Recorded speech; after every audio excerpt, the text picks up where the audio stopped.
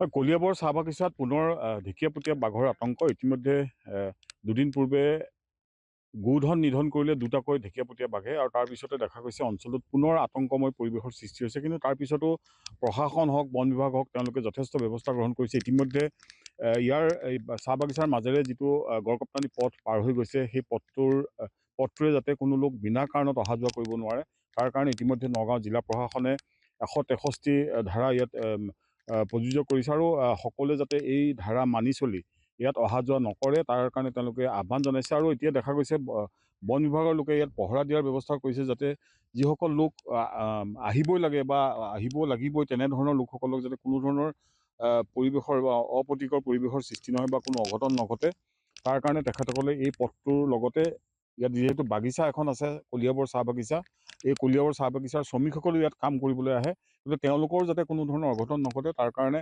তেওঁলোকে এনেধৰণে পহৰাৰ ব্যৱস্থা কৰিছে। মই এগৰাকী বন বিষয়া আছে শিলঘাট খণ্ড বন বিষয়াৰ কাৰ্যালয়ৰ, মই তেখেতৰ পৰা জানিব বিচাৰিম কি ক'ব, যিহেতু বাঘ পুনৰ প্ৰায় এটা বছৰৰ পিছত পুনৰ ইয়াত বাঘ প্ৰত্যক্ষ কৰিছে ৰাইজে, ইতিমধ্যে গোধন নিধন কৰিছে, আৰু এতিয়া দেখা গৈছে পুনৰ ৰাইজ কিছু আতংকিত হৈছে, যিহেতু দুটাকৈ বাঘ একেলগে প্ৰত্যক্ষ কৰিছে, আৰু এতিয়া ইয়াতে 163 ধাৰা দিয়া হৈছে, আপোনালোকে পহৰা দি আছে। হয় হয়, মানে গোধন নিধন কৰিলে আচলতে দুটা বাঘ আমি নিজে নিজ চকুৰে প্ৰত্যক্ষ কৰিছোঁ।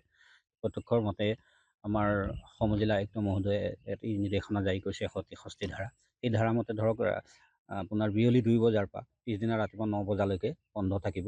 যিহেতু কামাখ্যা গাঁৱৰ পৰা কামাখ্যা যিটো মন্দিৰ পথ আৰু কামাখ্যা মন্দিৰৰ পৰা ত্ৰিশূলধাৰী যিটো পথ, সেই দুইটা পথ বন্ধ থাকিব। গতিকে ৰাইজলৈ আমাৰ আহ্বান, ৰাইজ মানে নিজে সতৰ্ক হ'ব লাগিব, সজাগ হ'ব লাগিব। যিহেতু এই পথছোৱাতেই আমাৰ সংৰক্ষিত বনাঞ্চলৰ কাষতে এইকেইটা পথ, এই পথছোৱাৰ পৰাই বাঘ মানে অন্যান্য জীৱ জন্তু জনাঞ্চললৈ আহে।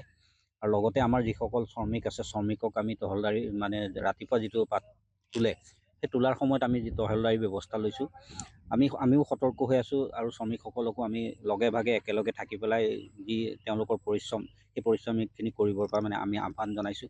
গতিকে ৰাইজলৈ এটা বিশেষ অনুৰোধ, এই পথছোৱাত যাতে বিনা কাৰণত বিশেষকৈ বিয়লি 2 বজাৰ পৰা পুৱা 9 বজালৈকে অহা যোৱা নকৰে, সেইটো ৰাইজলৈ আমাৰ অনুৰোধ। নিশ্চিতভাৱে এনেধৰণে বন বিভাগে ব্যৱস্থা গ্ৰহণ কৰিছে যাতে কোনো লোক বিনা কাৰণত যাতে পথটোৰে নাহে, যিটো যথেষ্ট লোক আহিবলগীয়া হয়, যিটো মন্দিৰ দৰ্শনৰ কাৰণে যথেষ্ট লোক আহে, যাতে তেওঁলোকৰ যাতে কোনো ধৰণৰ অসুবিধাৰ সৃষ্টি নহয়, তাৰ কাৰণেও বন বিভাগে এনেধৰণৰ পহৰা ব্যৱস্থা কৰিছে।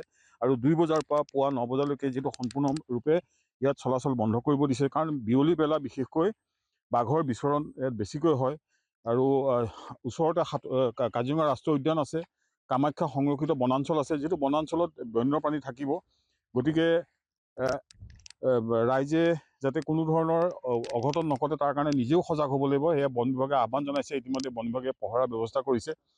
মই এগৰাকী মন্দিৰৰ পূজাৰী, তেখেত যিহেতু এই পথেৰে আহিবই লাগিব, আহেই তেখেত, মই তেখেতৰ পৰা জানিব বিচাৰিছোঁ কি ক'ব, যিটো পুনৰ ঢেকীয়াপতীয়া বাঘ, আগতে ঢেকীয়াপতীয়া বাঘৰ লগত সকলো সহাৱস্থান কৰিছিল, কোনো ধৰণৰ অঘটন হোৱা নাছিল, এজন লোকক ভক্ষণ কৰিছিল যদিও তেওঁৰ নিজৰ ভুলৰ কাৰণে হৈছিল, আৰু এতিয়াও প্ৰশাসনে ইয়াত ব্যৱস্থা গ্ৰহণ কৰিছে, 163 ধাৰা দিছে।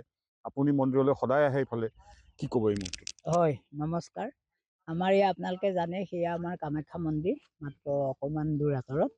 আৰু এই কামাখ্যা মন্দিৰত বৰ্তমান আমি নহয়, আমাৰ পূৰ্বপুৰুষসকলো, আমাৰ দেউতা ককা দেউতাহঁতো ইয়াতকৈও যেতিয়া এই অঞ্চলটো বৰ দুৰ্গম আছিল, তেতিয়াও বাঘৰ এতিয়াও মুঠি মুঠি বাঘ আছিলে বুলি কয়, আৰু তেতিয়া বাঘে এনেকুৱা কৰিছিল, আমাৰ গোহালিৰ পৰাই গৰু লৈ গুচি গৈছিলে। এতিয়াও ইয়াত আৰু আপোনালোকৰ ফৰেষ্টৰ মানুহে যে কয়, যিয়েই নহওক যে এইটো আমাৰ বাঘ থকাৰ কাৰণে অতি অনুকূল এৰিয়া, ইয়াত শিল আছে, পাহাৰ আছে, পৰ্যাপ্ত পানী আছে, বাঘ আহেই, আৰু বাঘো আমি বন্যপ্ৰাণী সংগ্ৰহৰ কাৰণে লাগি আছোঁ। কিন্তু ইভাগেও আকৌ কথাটো এনেকুৱা, আমাৰ বৰ্তমান যি অৰ্থনৈতিক পৰিস্থিতি, এতিয়া মানুহে ধৰক গোধনকে ৰক্ষা কৰি মানুহে নিজৰ জীৱিকা অৰ্জন কৰি আছে। এতিয়া আমি দুইকো ৰক্ষা কৰি চলিব লাগিব, বাঘো থাকিব লাগিব, আৰু আমাৰ যাতে কোনো গোধন নষ্ট নহয়, আৰু মানুহৰো যাতে কোনো নহয়, সেই দুইটাৰ অমিলমলকে মানে আপুনি উল্লেখ কৰিছেই, মই শুনিছোঁ যে সহবাস আমি কৰিব লাগিব। সহবাস কৰি আমি কিবা এটা ইয়াৰ এটা উপায় উলিয়াই আমি দুইকো ৰক্ষা কৰিব লাগিব।